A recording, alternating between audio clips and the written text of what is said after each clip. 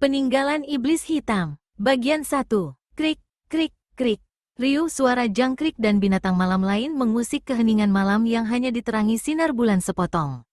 Angin dingin yang sesekali berhembus keras semakin menambah heningnya suasana malam.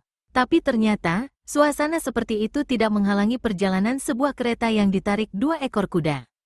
Perlahan-lahan, kereta kuda yang jendela-jendelanya tertutup kain hitam bergerak menuju mulut hutan.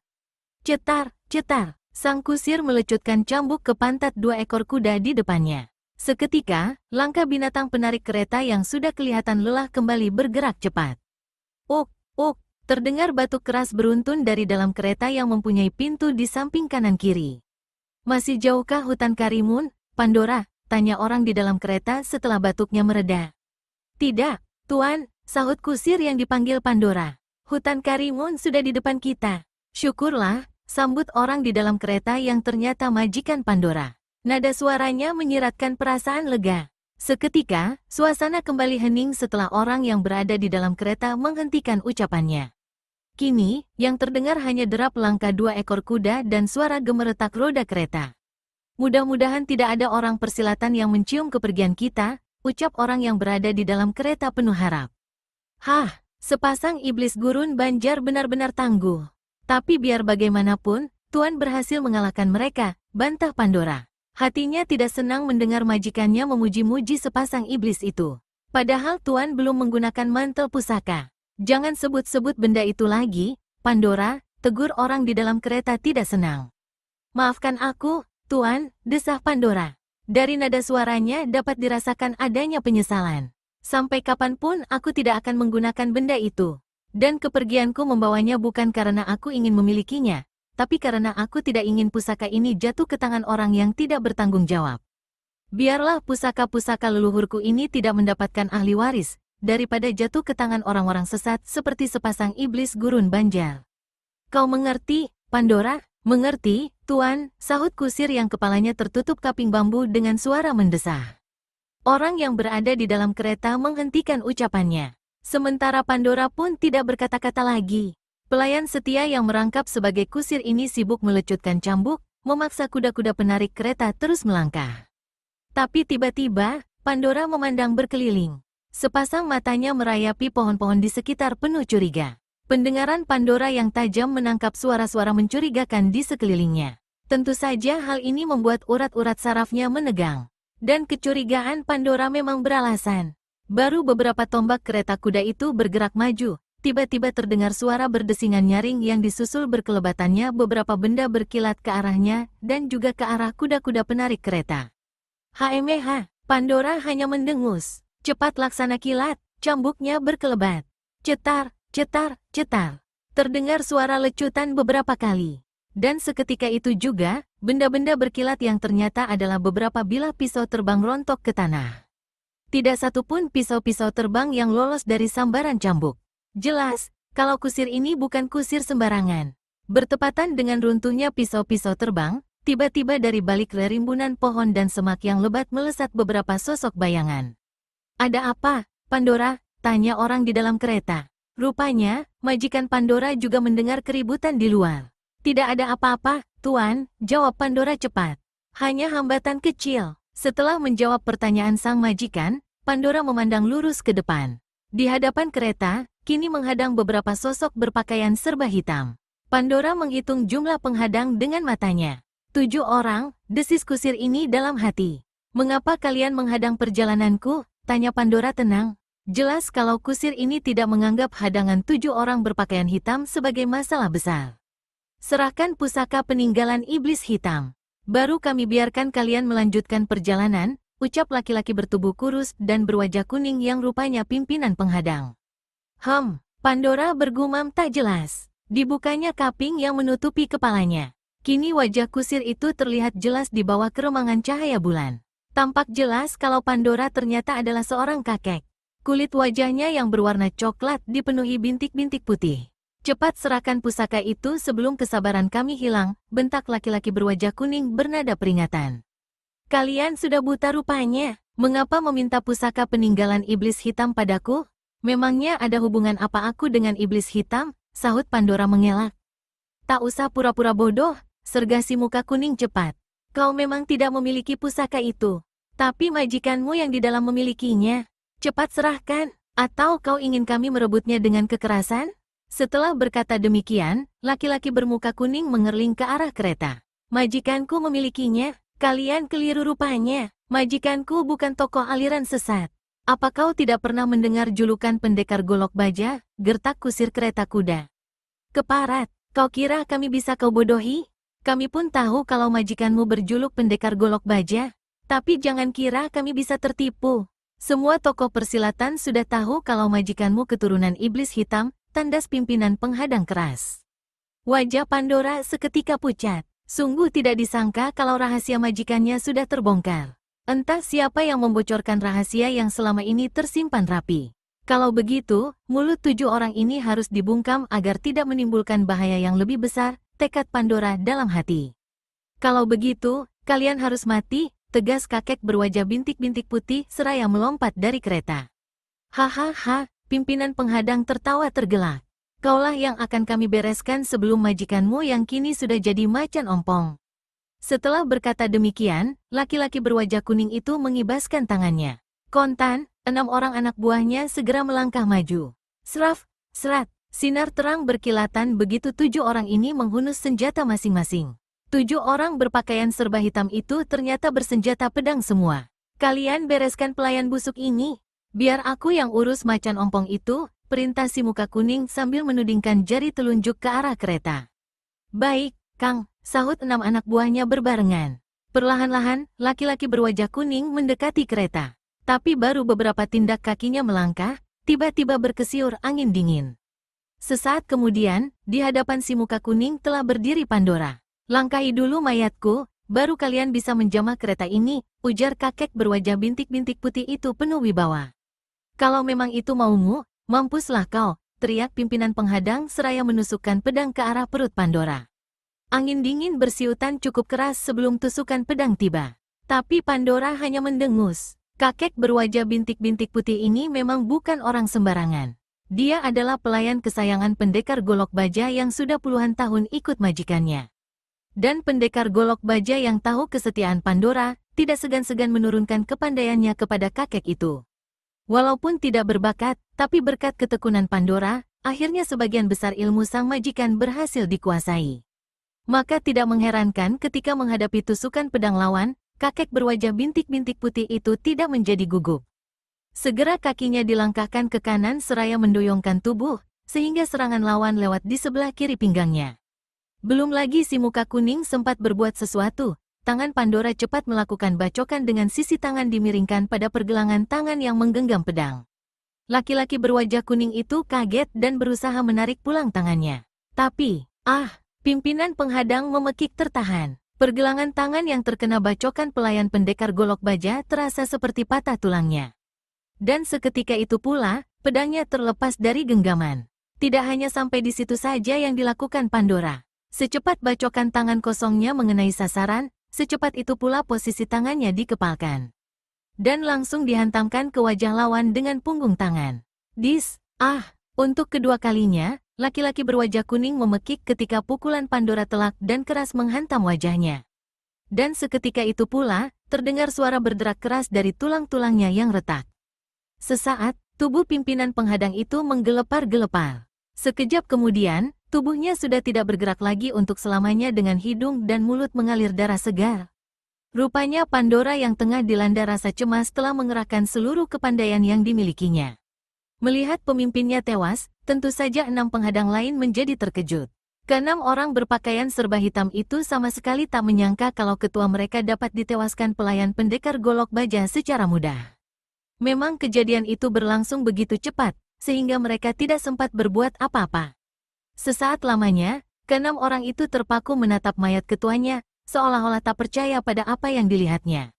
Tapi begitu orang-orang itu sadar dari keterpakuan, kemarahan yang amat sangatlah yang timbul. Disertai teriakan nyaring, 6 laki-laki berpakaian serba hitam menerjang Pandora. Sinar-sinar berkilat dari 6 batang pedang yang berkelebatan ke arah pelayan pendekar golok baja untuk beberapa saat membuat suasana malam yang remang-remang menjadi terang. Melihat lawan-lawannya menyerang kalap, Pandora tetap bersikap tenang. Sekali lihat saja, Pelayan setia berwajah bintik-bintik putih itu sudah dapat mengukur tingkat kepandaian 6 laki-laki berpakaian serba hitam. Dan dengan mengandalkan kepandaian yang jauh di atas lawan-lawannya, enak saja Pandora mengelakkan semua serangan.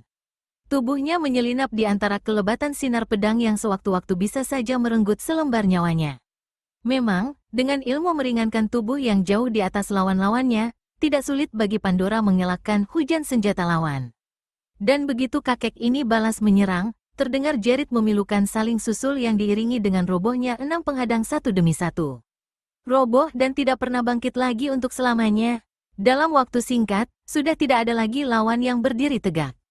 Semua penghadang telah bergeletakan bersimbah darah di tanah.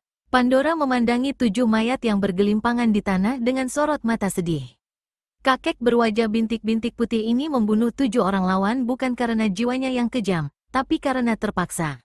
Kalau mereka segera tidak dibunuh, Pandora khawatir orang-orang ini akan menyebarkan berita mengenai majikannya. Dan hal inilah yang ingin dihindari pelayan setia pendekar golok baja. Orang-orang persilatan memang sudah lama mengincar pusaka peninggalan iblis hitam. Sedangkan majikannya yang menyimpan pusaka itu adalah keturunan iblis hitam. Dan seandainya tokoh-tokoh persilatan tahu siapa majikannya, sudah dapat dipastikan kalau mereka akan memburu pendekar golok baja. Sedangkan pendekar itu kini sedang dalam keadaan terluka parah.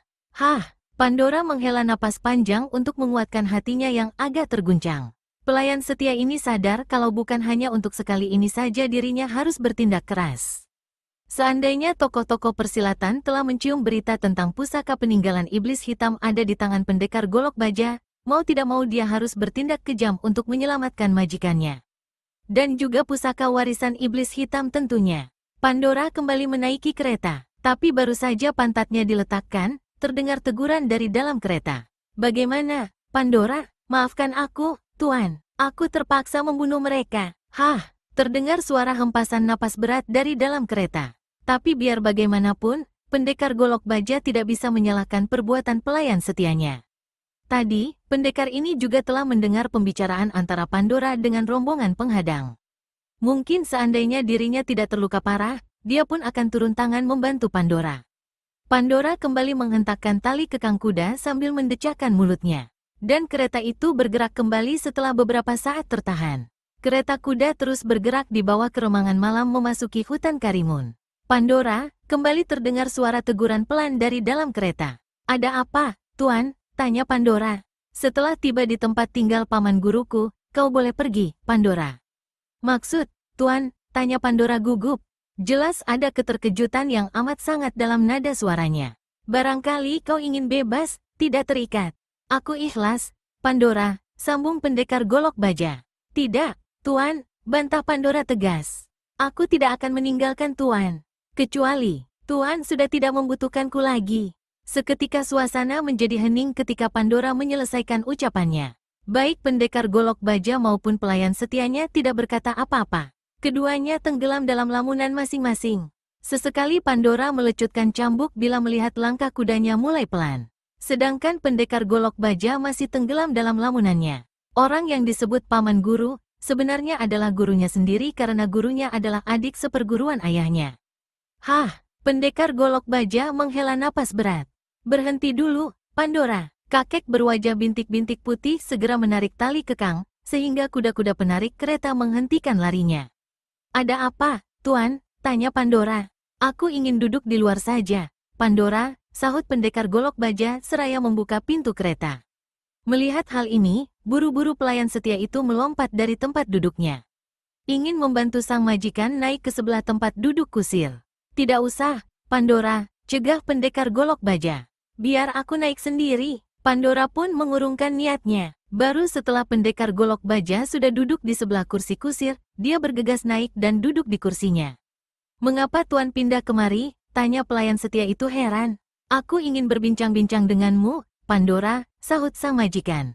Pandora hanya mengangguk-anggukkan kepala pertanda mengerti. Kemudian menghentakkan tali kekang seraya berdecak pelan. Sesaat kemudian, kuda-kuda itu pun sudah kembali melangkah. Dan roda kereta kembali bergulir, menembus kegelapan hutan karimun. "Pandora," ucap pendekar golok baja ketika kereta sudah bergerak cukup jauh. "Ya, Tuan," sahut Pandora sambil memalingkan wajahnya, menatap majikannya. Dilihatnya seraut wajah pucat dari seorang laki-laki gagah berusia 50 tahun. Raut wajahnya kelihatan keras dihiasi cambang lebat. Dan pakaian sang majikan yang berwarna putih kian menambah kewibawaan. Aku masih terharu kalau teringat kebaikan paman guru. Maksud, Tuan, tanya Pandora, masih belum mengerti. Coba pikir, Pandora, kau kan tahu bagaimana hubungan antara kakekku dengan ayah paman guru, bukan?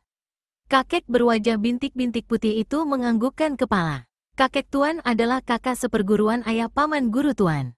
Benar, jawab pendekar golok baja sambil menganggukkan kepala. Tapi, kau tahu cerita selanjutnya, Pandora? Hanya sedikit, Tuan, jawab pelayan setia itu sejujurnya. Memang, kakek ini hanya tahu sedikit mengenai leluhur majikannya. Pandora tidak berani lancang bertanya kalau tidak majikannya sendiri yang membicarakannya. Hampir 100 tahun lalu, ucap pendekar golok baja memulai cerita. Kakek punya adik seperguruan, yaitu ayah paman guru. Tapi, antara kakek dengan adik seperguruannya ada pertentangan pendirian. Kakek mengambil jalan sesat, dan akhirnya menjadi datuk sesat yang tidak terkalahkan, berjuluk iblis hitam. Sementara adik seperguruan kakek tetap mengambil jalan lurus. Akibatnya, hubungan antara kakek dan adik seperguruannya pun putus. Pendekar golok baja menghentikan ceritanya sebentar. Sementara Pandora tetap mendengarkan cerita majikannya penuh perhatian. Kebrutalan kakek dilanjutkan ayah. Ayah menggantikan kedudukan kakek sebagai iblis hitam. Kembali pendekar golok baja menghentikan cerita. Sepasang matanya, dan juga wajahnya mendadak berubah muram. Jelas kalau kelanjutannya amat menyedihkan hatinya. Suatu hari, selagi hendak memperkosa seorang gadis pendekar, beliau dikeroyok orang-orang persilatan aliran putih yang sudah sejak lama mengincarnya. Betapapun saktinya ayah, tapi karena jumlah pengeroyok terlalu banyak, akhirnya beliau terdesak hebat dan terluka parah. Ya, aku pun telah mendengar cerita itu, Tuan, selak Pandora, begitu sang majikan menghentikan ceritanya. Kalau saja saat itu ayah Tuan sempat mengenakan mantel pusaka, beliau tak mungkin bisa dilukai. Hah, pendekar golok baja menghela napas berat. Kedatangan para pengeroyok ayah terlalu tiba-tiba, Pandora. Beliau tidak sempat mengenakan kembali mantel pusaka. Tapi, meskipun tanpa pusaka itu, ayah Tuan masih mampu menunjukkan kelihayannya. Beliau mampu meloloskan diri dari kepungan para pengeroyok dan membawa lari mantel pusaka. Pendekar golok baja mengangguk-anggukkan kepala. Ada beberapa hal yang membuatku kagum pada almarhum ayah, ucap pendekar golok baja lagi. Pandora terdiam seketika, menunggu kelanjutan ucapan majikannya. Hal pertama yang membuatku kagum adalah pesan pertama beliau padaku. Pesan apa, Tuan? Tanya Pandora. Ayah berpesan, aku tidak boleh membalas dendam atas kematiannya. Pandora mengangguk-anggukkan kepala. Memang, dia sudah mendengar semua pesan yang ditujukan pada pendekar golok baja sebelum ayah majikannya itu menghembuskan napas terakhir. Kau tahu pesan ayah yang lain, Pandora? Tahu, Tuan. Apa itu, Pandora? Tanya pendekar golok baja ingin tahu. Majikan Tuan memberi nasihat agar Tuan tidak mengikuti jejak leluhur Tuan, jawab Pandora. Itulah yang menyebabkan aku kagum pada ayah, ucap pendekar golok baja lagi dengan suara mendesah. Ingatannya langsung menerawang pada kejadian puluhan tahun silam. Di saat menjelang ajal, iblis hitam memberikan pesan-pesan terakhir pada kedua anak dan pembantunya. Pendekar golok baja saat itu baru berusia 17 tahun. Sedangkan adiknya 10 tahun. Sementara Pandora berusia 30 tahunan. Saat itu iblis hitam menyuruh Pandora mengantar kedua majikan mudanya ke hutan Karimun, menjumpai adik seperguruannya. Juga tak lupa, datuk sesat itu menitipkan sebuah surat untuk adik seperguruannya yang menyepi di hutan Karimun. Setelah meninggalkan pesan, akhirnya iblis hitam menghembuskan napas terakhir. Tanpa sempat mengubur mayat iblis hitam, Pandora segera membawa kedua anak majikannya ke hutan Karimun. Pelayan setia itu khawatir para pengeroyok yang mengejar iblis hitam keburu datang. Dan bila hal itu sampai terjadi, celakalah nasib kedua majikan mudanya. Hah, untuk kesekian kalinya, pendekar golok baja menghela napas berat. Ada rasa haru yang melanda hatinya setiap kali teringat almarhum ayahnya. Bagaimana tidak, sang ayah meninggal di depan matanya sementara dia tidak sempat mengubur mayatnya. Pandora menolehkan kepala. Sepasang matanya yang sejak tadi menatap ke depan, kini beralih memandang wajah majikannya penuh selidik. Pendekar golok baja pun menatap wajah pelayan setianya lekat-lekat. Ada yang meresahkan hati Tuan, Tanya kakek berwajah bintik-bintik putih itu setengah hati. Sebenarnya dia ingin membantu meringankan keruwetan pikiran majikannya, tapi khawatir dituduh lancang. Aku teringat pada Adi Kalasunggi, desa pendekar golok baja pelan. Suaranya hampir tidak terdengar. Wajah Pandora seketika berubah, begitu mendengar ucapan junjungannya. Kalasunggi adalah adik kandung pendekar golok baja. Dia lenyap begitu saja sewaktu berburu bersama kakaknya dan Pandora. Meskipun sudah dibantu paman guru majikan mudanya, Kalasunggi tetap tidak berhasil mereka temukan. Hup, Pandora menarik tali kekang kuda. Seketika itu juga, kuda-kuda berhenti berlari. Dan dengan sendirinya, kereta pun berhenti melaju. Hup, Pandora melompat dari kereta. Pendekar golok baja pun melompat turun. Tapi berbeda dengan pelayannya yang mendarat dengan mantap, laki-laki gagah bercambang lebat itu mendarat di tanah dengan agak terhuyung-huyung. Bergegas Pandora memegangi tangan majikan mudanya. Tapi dengan halus, pendekar golok baja menolak. Kembali terdengar batuk-batuk beruntun dari mulut pendekar golok baja. Pandora hanya dapat memandangi majikannya dengan perasaan khawatir. Apalagi ketika melihat percikan cairan merah mengiringi suara batuk-batuk itu. Bawa peti ini, Pandora, ucap pendekar golok baja seraya menyerahkan sebuah buntalan kain berwarna hitam pekat. Pandora yang tahu isi buntalan itu, segera mengulurkan tangan menyambut. Sebuah peti terbuat dari kayu jati berwarna hitam mengkilat, yang di dalamnya berisi mantel pusaka dan kitab-kitab ilmu silat peninggalan iblis hitam. Apakah Tuan perlu kupapah? Tanya Pandora menawarkan diri. Tidak perlu, sahut pendekar golok baja seraya menggelengkan kepala. Aku masih sanggup berjalan sampai di tempat tinggal paman guru. Pandora tercenung sesaat, kemudian bergegas melepaskan ikatan kuda dari keretanya. Cetar, cetar. Beberapa kali Pandora melecutkan cambuk di udara dengan mengerahkan seluruh tenaga dalam yang dimilikinya. Hebat akibatnya, suara lecutan cambuk tak ubahnya suara petir. Karuan saja suara itu membuat kedua ekor kuda jadi terkejut. Sambil meringkik keras, kedua binatang itu berlari cepat meninggalkan kedua majikannya. Pandora menatap kuda-kuda itu hingga lenyap di telan keremangan malam. Baru setelah itu, dia menghampiri kereta. Sesaat kemudian, tangan dan kakinya berkelebat. Krakek, brakek, terdengar suara-suara berderak keras setiap kali tangan dan kaki pelayan renta itu bergerak. Pendekar golok baja hanya memandangi perbuatan Pandora tanpa berkata apa-apa. Laki-laki gagah bercambang lebat ini sudah tahu maksud pelayan setianya menghancurkan kereta. Tak lama kemudian, kereta itu pun sudah tidak berbentuk lagi.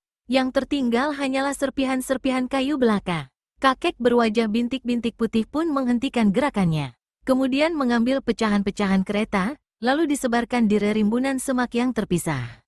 Mudah-mudahan dengan cara begini, jejak pelarian kita tidak dapat ditemukan, Tuan, ucap Pandora setengah berharap. Pendekar golok baja hanya bergumam tidak jelas.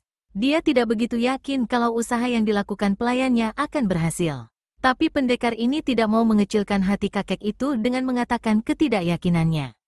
Pandora menghapus sedikit peluh yang membasahi kening. Rupanya pekerjaan menghancurkan kereta tadi cukup menguras tenaga. Mari kita lanjutkan perjalanan, Pandora, ajak pendekar golok baja seraya berjalan mendahului pelayannya. Tanpa berkata-kata apa-apa lagi, Pandora mengikuti majikannya.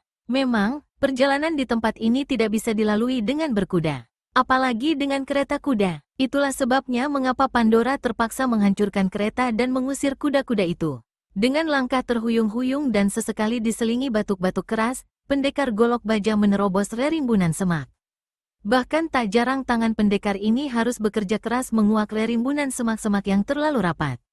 Setelah melalui jalan berkelok-kelok, akhirnya kedua orang itu tiba di sebuah lembah.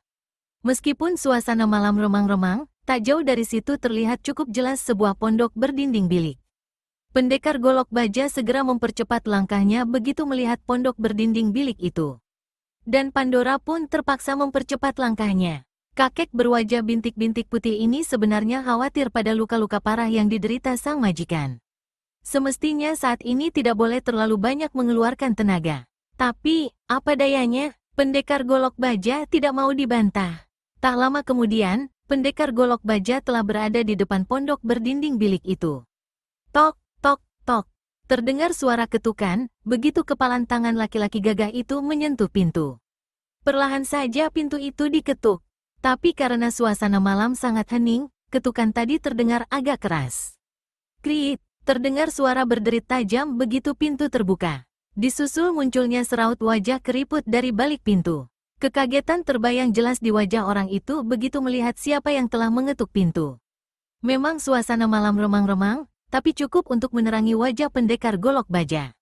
Mendadak saja, tubuh pendekar golok baja ambruk. Kalau saja kakek pemilik pondok tidak cepat-cepat menangkap, tentu tubuh laki-laki gagah bertampang bauk lebat itu sudah mencium tanah. Prajasena, pekik kakek pemilik pondok. Suaranya jelas mengandung kekagetan. Tuan, ucap Pandora seraya bergegas memburu tubuh junjungannya. Melihat ada orang lain memburu tubuh pendekar golok baja, kakek pemilik pondok baru sadar kalau orang yang dipanggilnya Prajasena tidak datang sendirian. Perhatiannya segera dialihkan pada kakek berwajah bintik-bintik putih itu. Sesaat lamanya sepasang mata pemilik pondok menatap penuh selidik. Kau, Pandora? Tanya kakek pemilik pondok dengan wajah berseri-seri. Walaupun cukup lama Pandora dan pendekar golok baja pergi meninggalkan hutan Karimun, namun wajah kedua orang itu masih tertanam dalam ingatannya. Sehingga tidak aneh kalau pemilik pondok yang ternyata adalah paman guru pendekar golok baja masih mengenal Pandora. Benar, Tuan, jawab kakek berwajah bintik-bintik putih seraya menganggukkan kepala. Pandora memanggil paman guru majikan mudanya dengan panggilan Tuan juga. Apa yang terjadi, Pandora? Katakanlah, ada apa dengan Prajasena? Siapa yang telah melakukan semua ini padanya? Kakek pemilik pondok memberondong Pandora dengan pertanyaan bertubi-tubi. Ceritanya cukup panjang, Tuan, sahut Pandora. Apakah tidak lebih baik kalau Tuan memeriksanya dulu? Ah, kau benar, sambut paman guru pendekar golok baja. Kini perhatiannya segera dialihkan pada Prajasena yang berada dalam pelukannya. Mari masuk dulu, Pandora, ajak kakek pemilik pondok pada pelayan setia pendekar golok baja alias Prajasena, seraya mendahului masuk ke dalam. Tanpa berkata apa-apa, Pandora segera melangkah masuk. Dan begitu telah berada di dalam, dia segera menutup pintu pondok. Paman guru pendekar golok baja membawa Prajasena ke dalam kamar khusus semadi yang cukup luas. Kemudian tubuh yang tergolek pingsan itu direbahkan perlahan-lahan di atas balai-balai bambu. Sepasang alis yang sudah berwarna dua itu tampak berkerut ketika memeriksa sekujur tubuh Prajasena. Racun, desah kakek pemilik pondok seraya menatap tajam wajah Pandora yang berdiri di sampingnya. Sepasang mata paman guru Prajasena penuh pertanyaan. Hah, Pandora hanya menghela napas berat. Pandang mata penuh pertanyaan dari pemilik pondok sama sekali tidak dihiraukannya. Kakek berwajah bintik-bintik putih ini terlalu mengkhawatirkan keadaan majikan mudanya. Yang ada dalam benaknya hanyalah bagaimana secepatnya memberi pertolongan kepada Prajasena. Masalah-masalah lain bisa diurus belakangan. Kakek pemilik pondok rupanya dapat merasakan apa yang dirasakan Pandora. Dihampirinya pelayan setia itu sambil tersenyum lebar, kemudian menepuk-nepuk bahunya. Tenanglah, Pandora. Pertanyaanku tadi bukan karena aku tidak ingin buru-buru menolong Prajasena, tapi agar aku tahu jenis racun yang mengeram di dalam tubuhnya. Kau bisa mengerti, bukan? Pandora menganggukkan kepala pertanda mengerti. Diam-diam dia memaki kebodohan dirinya sendiri. Kakek di depannya ini adalah paman guru dan sekaligus guru majikan mudanya. Dan belum tentu kasih sayang kakek itu pada Prajasena kalah besar jika dibandingkan dengan kasih sayangnya. Lagi pula, mana mungkin seorang guru tidak khawatir bila muridnya sedang sekarat, maki Pandora dalam hati. Katakanlah, dengan siapa Prajasena bertarung? Tanya kakek pemilik pondok lagi. Tuan bertarung dengan sepasang iblis gurun banjar, sahut pelayan setia pendekar golok baja pelan. Sepasang iblis gurun banjar, ulang paman guru Prajasena dengan alis berkerut. Jadi, dugaanku tepat rupanya. Tuan sudah tahu? Tanya Pandora setengah tak percaya. Kakek pemilik pondok hanya menganggukkan kepala. Aku sudah menduganya begitu memeriksa lukanya. Pertanyaanku hanya untuk memastikan saja. Dan, ternyata dugaanku memang benar.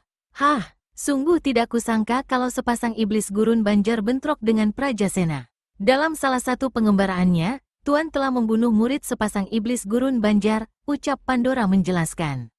Pantas, sambut kakek pemilik pondok setengah mendesah. Rupanya mereka ingin membalas dendam.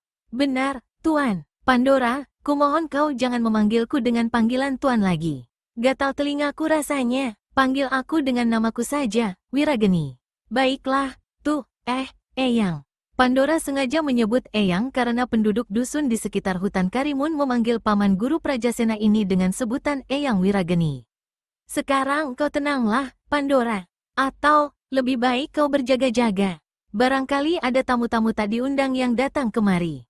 Malam ini aku punya firasat tidak enak, Pandora. Ucapan Eyang Wirageni membuat Pandora gelisah. Laki-laki berwajah bintik-bintik putih ini kenal betul siapa Eyang Wirageni. Beliau adalah seorang tokoh sakti yang memiliki perasaan amat tajam. Apakah pengobatan majikanku butuh waktu cukup lama, Eyang? Tanya Pandora ingin tahu. Lama sih, tidak. Tapi, pengobatan ini butuh tenaga dalam yang amat kuat. Dan sudah pasti akan menguras seluruh tenagaku. Perlu kau ketahui, Pandora, Prajasena terkena racun yang berupa uap. Jadi, aku harus mengobatinya dengan cara mendorong uap beracun itu dengan tenaga dalamku. Kau tahu, Pandora, dalam keadaan begitu, mudah saja bagi seseorang membunuhku. Dan kalau pengobatan sudah kumulai, di tanganmulah terletak keselamatanku dan majikanmu. Mengerti, Pandora? Mengerti, Eyang, sahut Pandora sambil menganggukkan kepala.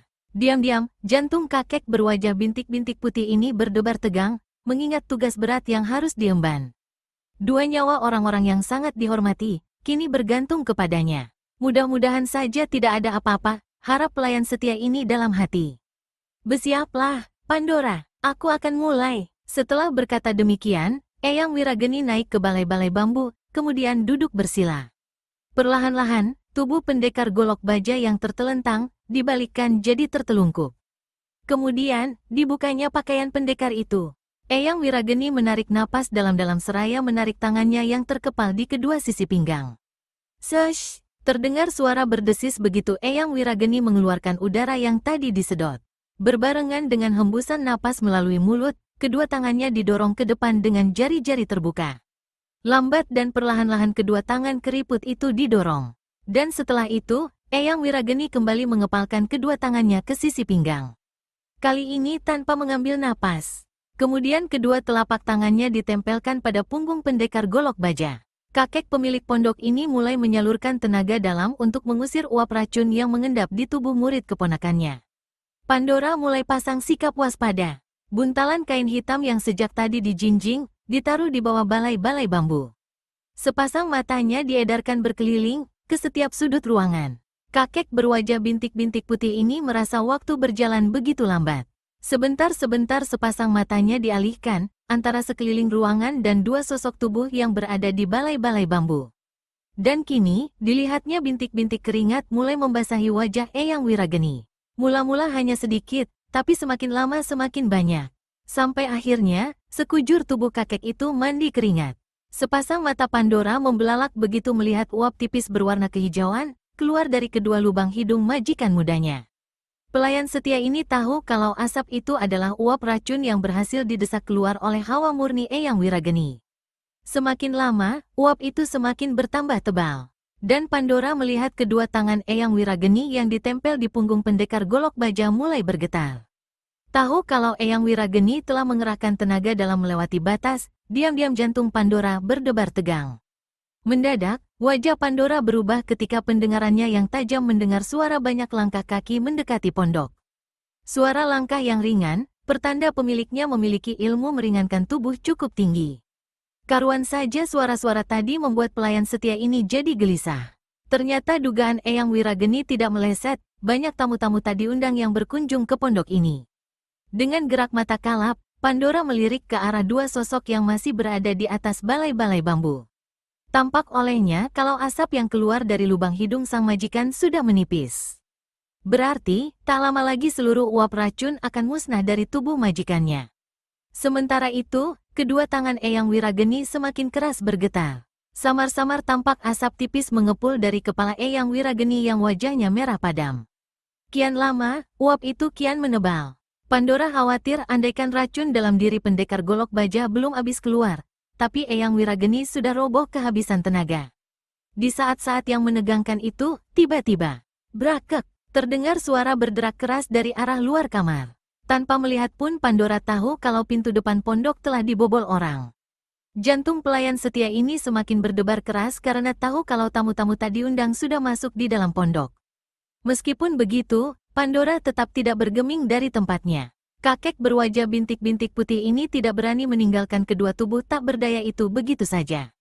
Khawatir kalau begitu ditinggalkan, tamu tak diundang masuk ke kamar dan membunuh kedua orang itu. Kekhawatiran itulah yang membuat Pandora mengambil keputusan menunggu kedatangan tamu-tamu tak diundang di dalam kamar semadi Eyang Wirageni. Kakek berwajah bintik-bintik putih ini tahu kalau tamu tak diundang itu akhirnya akan mencari majikannya ke ruangan ini juga. Dan dugaan Pandora tidak meleset. Beberapa saat setelah suara berderak keras terdengar, tahu-tahu di ambang pintu kamar, berdiri beberapa sosok berpakaian serba merah. Sekelebatan saja kakek berwajah bintik-bintik putih ini tahu jumlah mereka. 5 orang, desis Pandora. 5 orang berpakaian serba merah melangkah memasuki pintu kamar. Sekilas pandangan mereka melirik ke arah balai-balai bambu. Tak sadar, kakek berwajah bintik-bintik putih itu pun mengikuti arah lirikan tamu-tamu tak diundang. Dan diam-diam, pelayan setia ini bersyukur dalam hati melihat Eyang Wirageni telah menyelesaikan pengobatan. Dan kini, dilihatnya tengah bersemadi memulihkan tenaga dalam yang terkuras tadi. Serahkan pusaka iblis hitam. Dan kami berjanji tidak akan mengganggu kalian, ujar salah seorang tamu tak diundang. Pandang matanya ditujukan pada Pandora. Siapa kalian? Dan apa yang kalian maksudkan dengan pusaka iblis hitam? Tanya Pandora, pura-pura tidak mengerti. Kami adalah 5 alap-alap Bukit Jabal, jawab laki-laki berkumis melintang, yang tadi meminta pusaka peninggalan iblis hitam. Dan kami tidak suka main-main. Cepat serahkan pusaka itu, atau kami ambil dengan kekerasan? Pandora tidak mau bersikap main-main lagi. Sebelum tamu-tamu tak diundang lain berdatangan kemari, kelima orang ini harus cepat dibungkam. Kalian boleh mengambil pusaka itu setelah melangkahi mayatku, tandas Pandora tegas. Keparat, teriak laki-laki berkumis melintang, sambil melesat ke depan. Kaki kanannya dikibaskan ke arah pelayan setia pendekar golok baja seraya memutar tubuh. Wut, angin cukup keras berkesiut mengiringi tibanya serangan laki-laki berkumis melintang.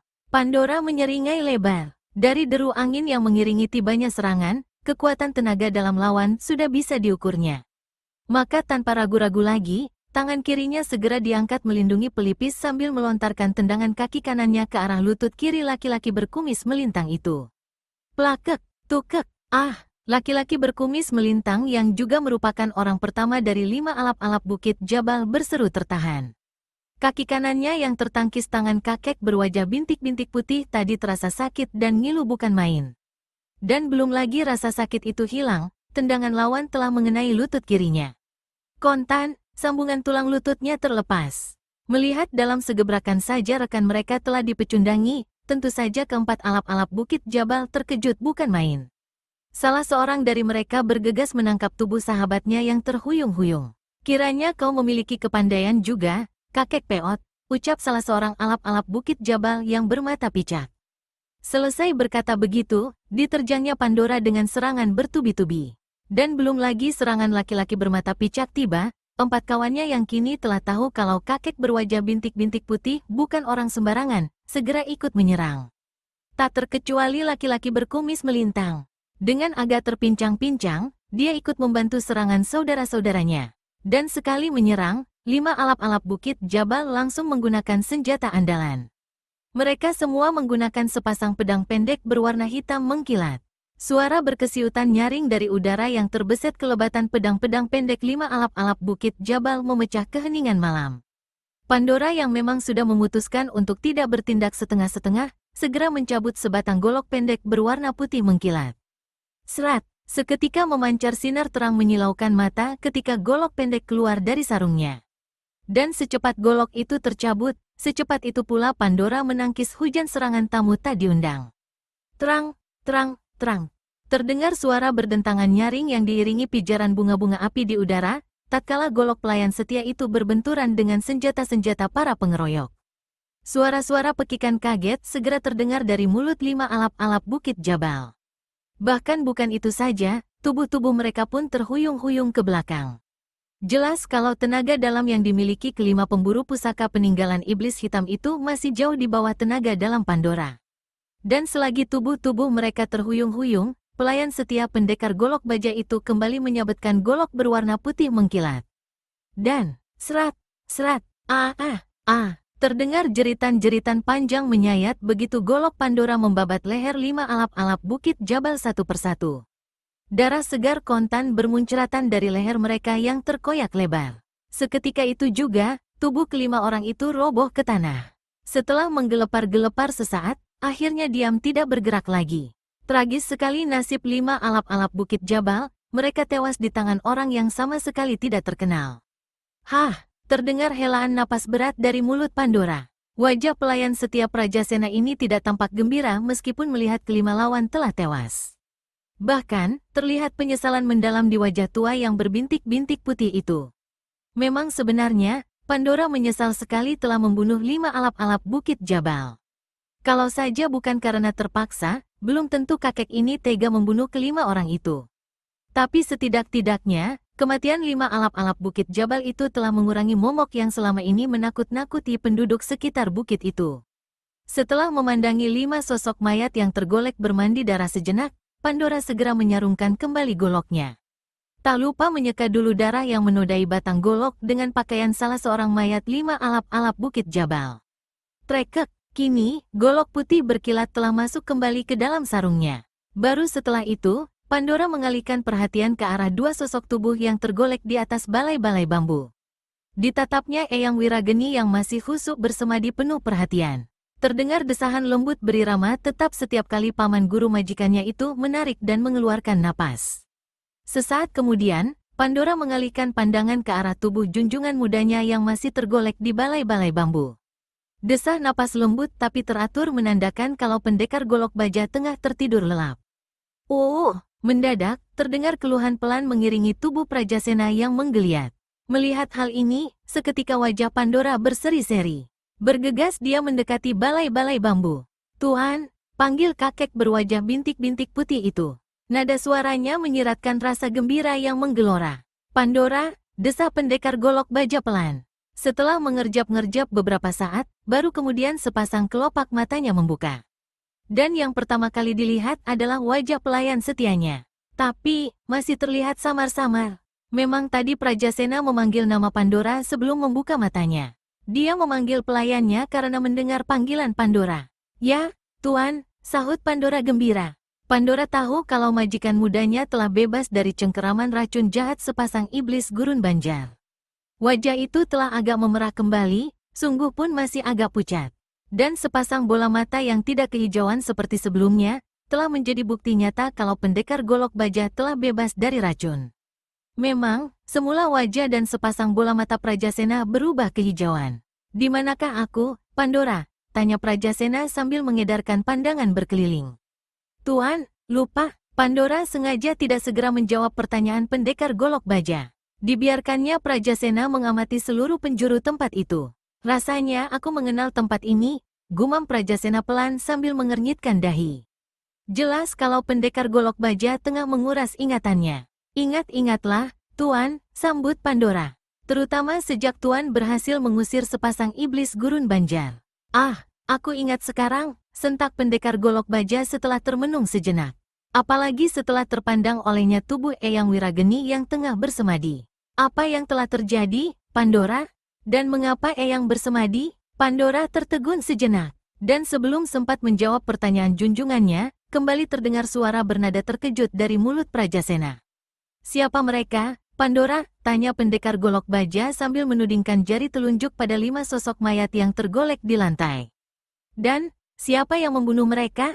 "Hah!" Kembali terdengar helaan napas berat dari mulut Pandora. Akhirnya, kakek ini pun menceritakan semua yang telah terjadi. Sambil tetap berbaring di balai-balai bambu, pendekar golok baja mendengar penuturan pelayannya penuh perhatian.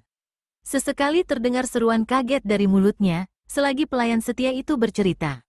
"Jadi, Eyang bersemadi untuk memulihkan tenaganya yang terkuras ketika mengusir racun yang mengeram di tubuhku," gumam Prajasena setengah berdesah. "Dan, sungguh sama sekali tidak kusangka kalau 5 alap-alap bukit Jabal bisa sampai kemari. Ah, sudah dapat kuduga kalau berita pusaka iblis hitam telah tersiar luas di dunia persilatan." "Apa yang kau katakan sama sekali tidak salah, pendekar golok baja," sahut sebuah suara, menanggapi gumaman laki-laki bercambang lebat itu. Tentu saja sambutan yang sama sekali tidak disangka-sangka itu membuat Prajasena terkejut. Bahkan bukan hanya pendekar golok baja saja, Pandora pun dilanda perasaan yang sama. Sebelumnya mereka sama sekali tidak mendengar langkah orang mendekati tempat ini. Hampir berbarengan, pendekar golok baja dan Pandora menoleh ke arah asal suara. Di ambang pintu pondok Eyang Wirageni, telah berdiri sesosok tubuh kurus kering. Usia laki-laki yang hampir-hampir tak berdaging ini sukar ditebak. Tapi, yang jelas sudah lebih dari 60 tahun. Warna kulit yang kemerahan berlawanan sekali dengan pakaian serba putih yang dikenakannya. Sementara di tangan kanan tergenggam sebatang tongkat merah berujung tengkorak kepala manusia. Tengkorak merah, desis pendekar golok baja pelan. Nada suara dan wajahnya memperlihatkan keterkejutan yang amat sangat. Laki-laki gagah bercambang lebat ini memang pernah mendengar julukan tokoh itu. Tengkorak merah adalah salah seorang tokoh aliran hitam yang terkenal dengan kesaktian dan kekejamannya. Bahkan, nama besar tengkorak merah tak kalah tenar dengan sepasang iblis gurun banjal. Pandora terkejut bukan main manakala tahu kalau tamu tak diundang yang berdiri di ambang pintu adalah tengkorak merah. Mendadak, wajah pelayan setia ini seketika pucat pasi. Karena mengkhawatirkan keselamatan majikannya. Meskipun racun yang mengeram di tubuh Prajasena telah lenyap, tapi Pandora tahu kalau saat ini tubuh majikan mudanya itu berada dalam keadaan tidak berdaya. Tenaga dalam pendekar golok baja belum pulih sama sekali. Ah, ternyata matamu masih awas juga, pendekar golok baja, ucap tengkorak merah sambil tersenyum mengejek. Suaranya melengking mirip suara wanita. Sayang, saat ini kau dalam keadaan lemah. Kalau tidak, mungkin akan sangat membahagiakan hatiku. Sudah lama aku berniat menguji kepandaianmu. Sekadar ingin tahu, apakah nama besarmu setara dengan kepandaianmu? Tidak usah bertele-tele, tengkorak merah, sergah pendekar golok baja keras, seraya berusaha bangkit dari pembaringan. Kedua tangannya menggigil ketika berusaha bangkit dengan bertumpu pada kedua tangannya. Langsung katakan saja maksud kedatanganmu kemari. Sepasang mata laki-laki bertubuh kurus kering itu tampak berkilat-kilat penuh kemarahan ketika mendengar jawaban yang bernada kasar. Sungguh tidak kusangka kalau dalam keadaan seperti ini pun kau masih bersikap galak, pendekar golok baja. Kau tahu, kalau aku mau, mudah saja aku membunuhmu, ancam tengkorak merah. Kalau mau bunuh, silakan bunuh. Kau pikir aku takut mati? Sahutan dari Prajasena masih tetap kasar dan bernada tinggi. Keparat, mulutmu semakin kurang ajar, pendekar golok baja. Kalau tidak kuberi pelajaran, kau akan menginjak kepalaku. Setelah berkata demikian, tengkorak merah mengibaskan tangan kiri. Pelan saja kelihatannya, tapi hebatnya, dari tangan kurus itu berhembus serangkum angin keras ke arah Prajasena yang sudah mampu duduk di atas balai-balai. Wood, Bres, pendekar golok baja memekik tertahan ketika tubuhnya terlempar hingga menabrak dinding di belakangnya. Brukek, terdengar suara berdebukan keras ketika tubuh laki-laki gagah bercambang lebat itu jatuh ke tanah. Tuan, Pandora berseru kaget melihat keadaan majikan mudanya. Cepat-cepat kakek berwajah bintik-bintik putih itu melesat menghampiri pendekar golok baja. Kejadian itu memang begitu mendadak sehingga Pandora tadi tidak sempat memberi pertolongan. Pendekar golok baja meringis merasakan sekujur tubuhnya sakit-sakit akibat membentur dinding. Prajasena berusaha bangkit, namun ternyata tidak mampu. Pendekar ini membutuhkan waktu cukup lama untuk bersemadi kalau ingin memulihkan tenaganya.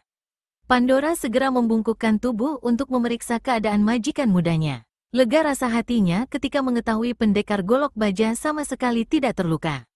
Hanya rasa sakit dan nyeri-nyeri yang melanda sekujur tubuh laki-laki gagah bercambang lebat ini. Itu pun karena benturan dengan dinding dan lantai, bukan karena serangan yang dilakukan tengkorak merah. Memang laki-laki bertubuh kurus kering itu hanya bermaksud melempar tubuh Prajasena, sama sekali tidak bermaksud melukai. Itu hanya sekadar pelajaran saja, pendekar golok baja, agar kau bisa berkata sedikit lembut kepadaku, ejek tengkorak merah. Pendekar golok baja hanya mendengus. Cepat serahkan pusaka peninggalan iblis hitam padaku kalau kau ingin selamat, pendekar golok baja. Kau hanya dapat memilikinya kalau aku telah jadi mayat, tandas Prajasena tegas. Keparat, kalau memang itu keinginanmu, mampuslah. Setelah berkata demikian, tengkorak merah melompat menerjang. Tongkat merah berujung tengkorak diayunkan ke arah kepala pendekar golok baja. Wuut, angin keras berhembus deras sebelum sambaran tongkat tiba. Pandora tentu saja tidak membiarkan kepala majikan mudanya pecah terhantam tongkat laki-laki bertubuh kurus kering. Secepat kilat, kakek berwajah bintik-bintik putih itu bangkit seraya menghunus golok pendeknya. Serat, begitu golok berwarna putih mengkilat keluar dari sarungnya, langsung saja Pandora memapak sambaran tongkat tengkorak merah. Terang, terdengar suara berdentang nyaring begitu kedua senjata berbenturan. Seketika, bunga-bunga api berpijaran di udara. Ah, Pandora memekik tertahan. Tubuhnya kontan terhuyung-huyung beberapa langkah ke belakang. Sekujur tangannya terasa kesemutan, bahkan golok yang digenggam hampir-hampir terlepas dari pegangan. Sementara tengkorak merah sama sekali tidak terpengaruh. Jelas kalau tenaga dalam laki-laki bertubuh kurus kering itu jauh di atas tenaga dalam yang dimiliki Pandora. Pelayan keparat, maki tengkorak merah keras. Tokoh aliran hitam ini merasa geram bukan main melihat serangannya ditangkis Pandora. Dan kini, kemarahannya dilampiaskan pada kakek berwajah bintik-bintik putih itu. Wut, kembali tengkorak merah melancarkan serangan. Tapi kali ini kepada Pandora. Tongkat berkepala tengkoraknya ditusukkan cepat ke arah dada Pandora yang masih terhuyung-huyung. Pandora kaget bukan main.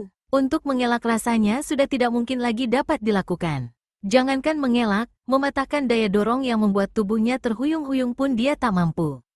Tidak ada jalan lain baginya kecuali menangkis tusukan tongkat berujung tengkorak kepala manusia. Dan itulah yang dilakukan Pandora untuk menyelamatkan selembar nyawanya. Buru-buru goloknya digerakkan menangkis. Terang, untuk kedua kalinya, Pandora memekik tertahan.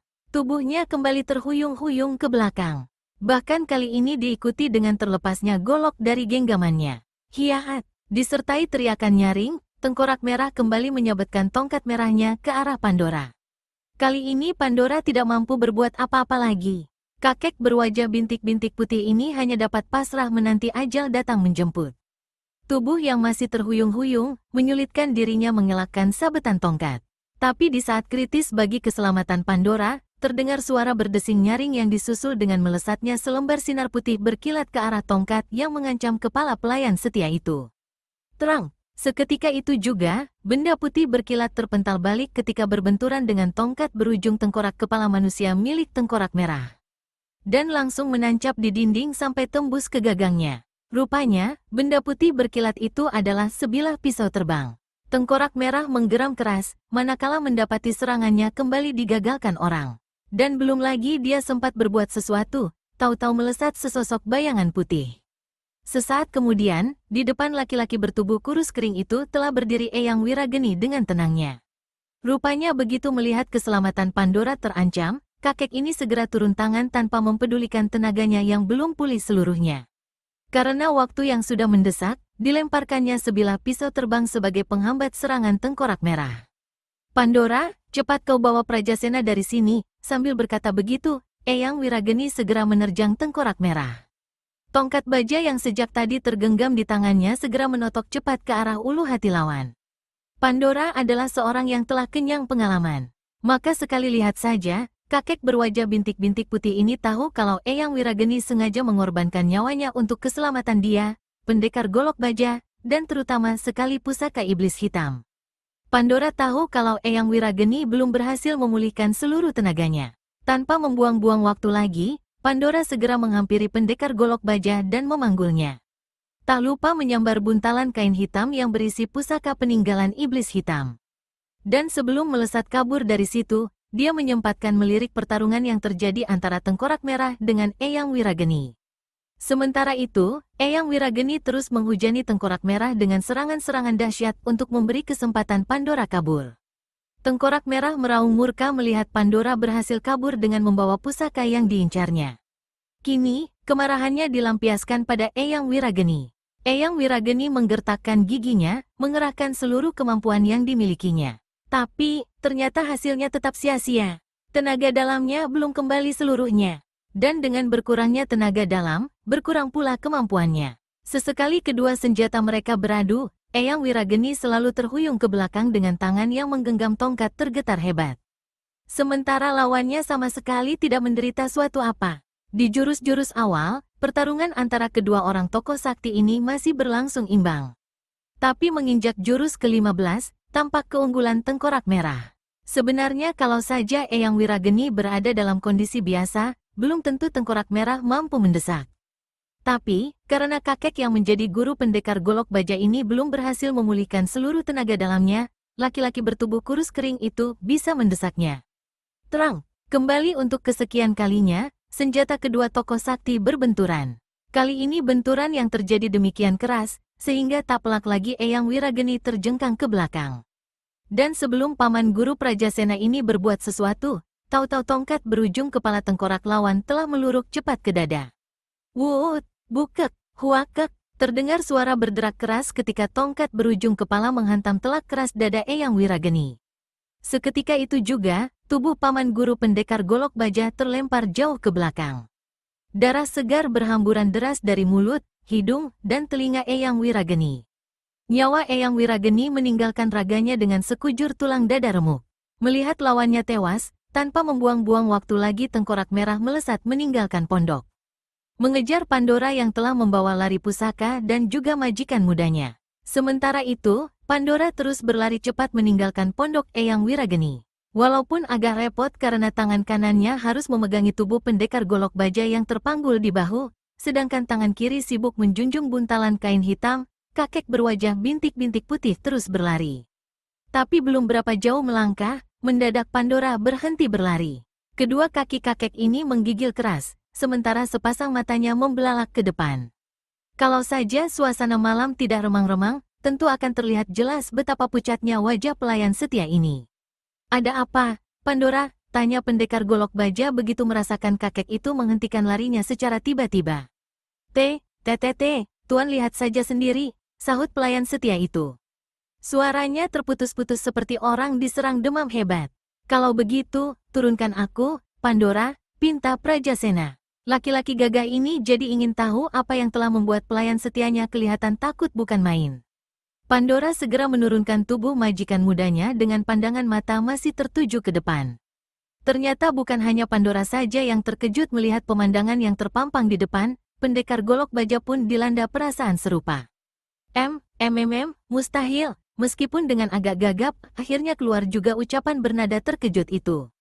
Mungkin sebenarnya akan keras suara yang keluar dari mulut pendekar golok baja.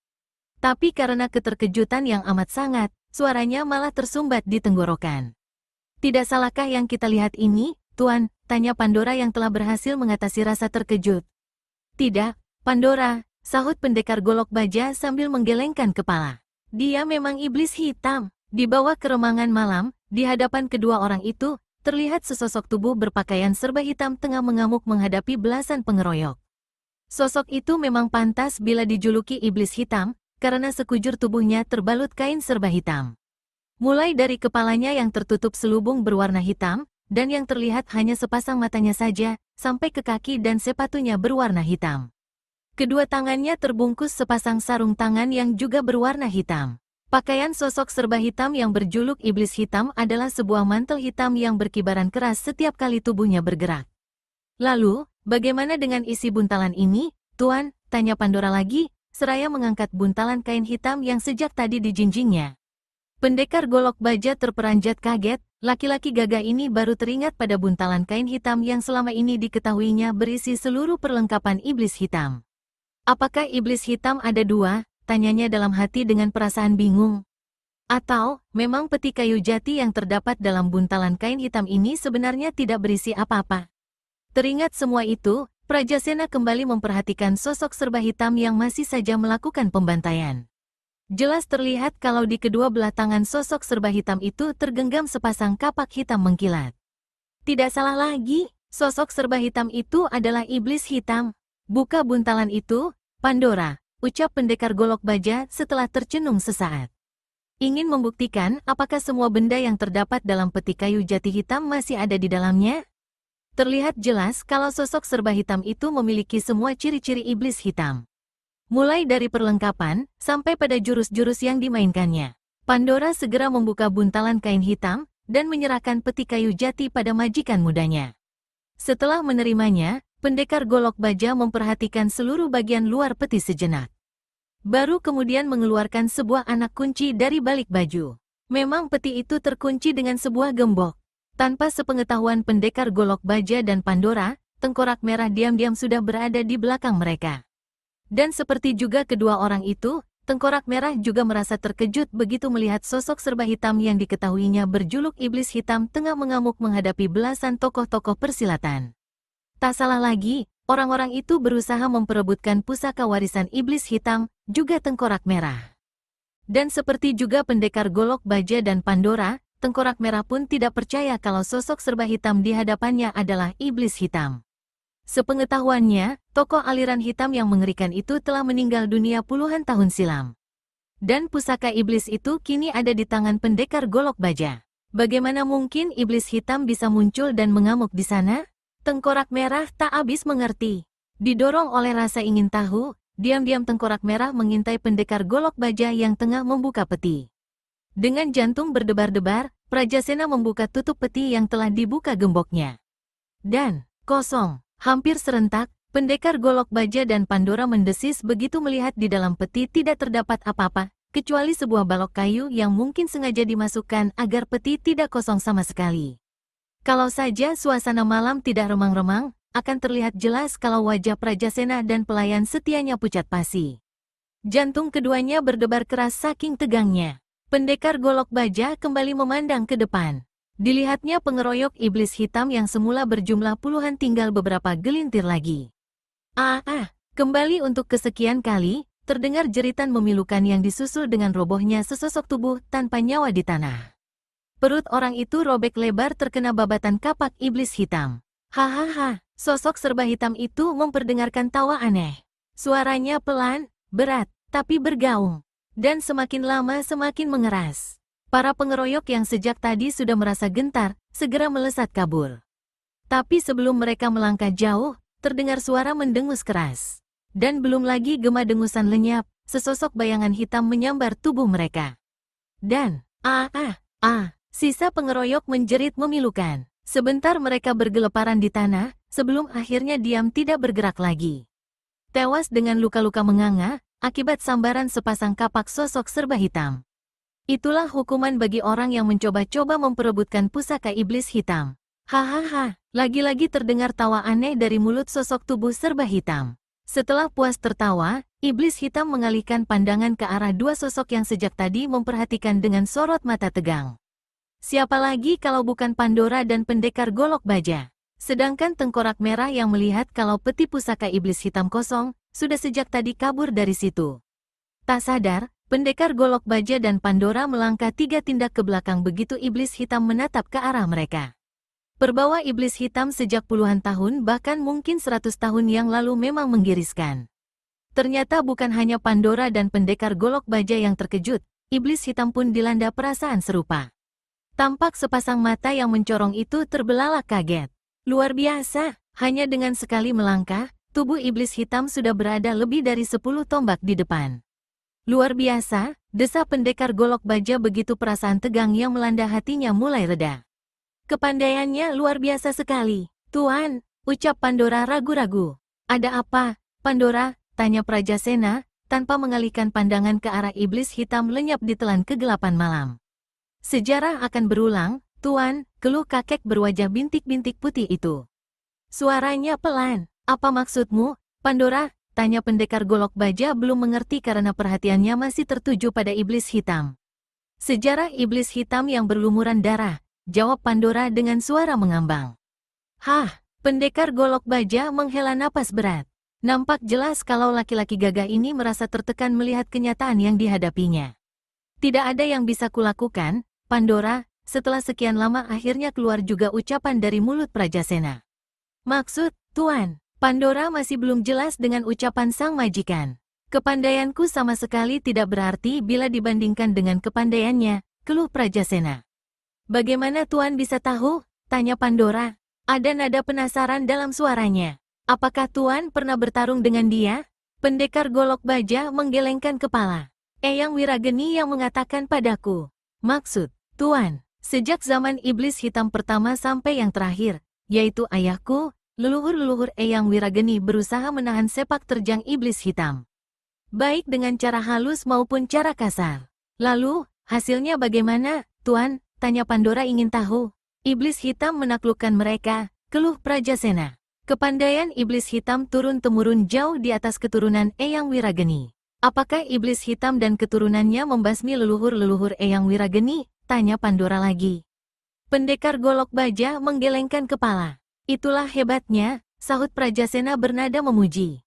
Betapapun sesatnya iblis hitam dan keturunannya, mereka tetap tidak membunuh leluhur-leluhur Eyang Wirageni turun-temurun. Padahal jelas-jelas kalau dari dulu leluhur Eyang Wirageni berusaha sekuat tenaga menaklukkan mereka. Pantas Eyang Wirageni mau menerima tuan dan adik tuan. Meskipun dia tahu kalau tuan dan adik tuan adalah keturunan iblis hitam, sambut pelayan setia itu mulai paham.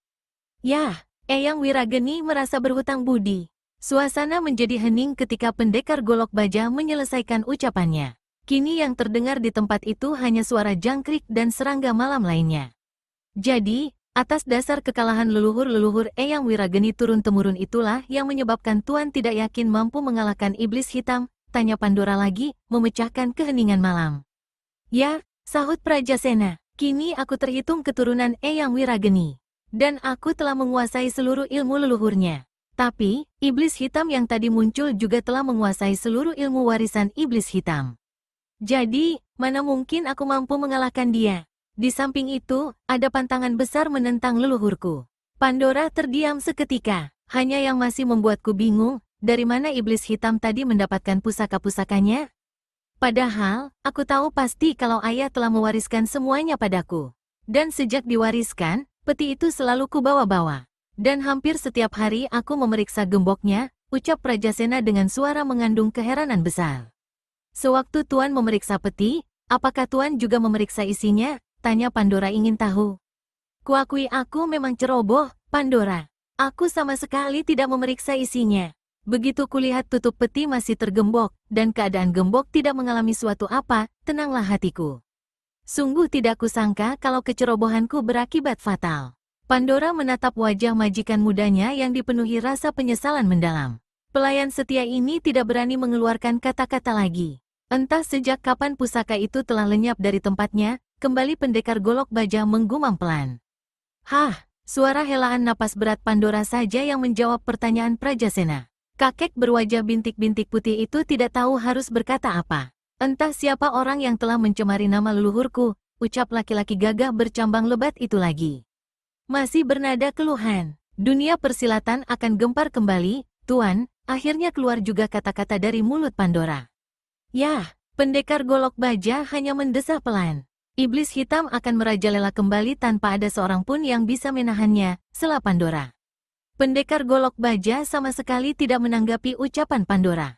Kakinya kembali dilangkahkan menuju pondok Eyang Wirageni.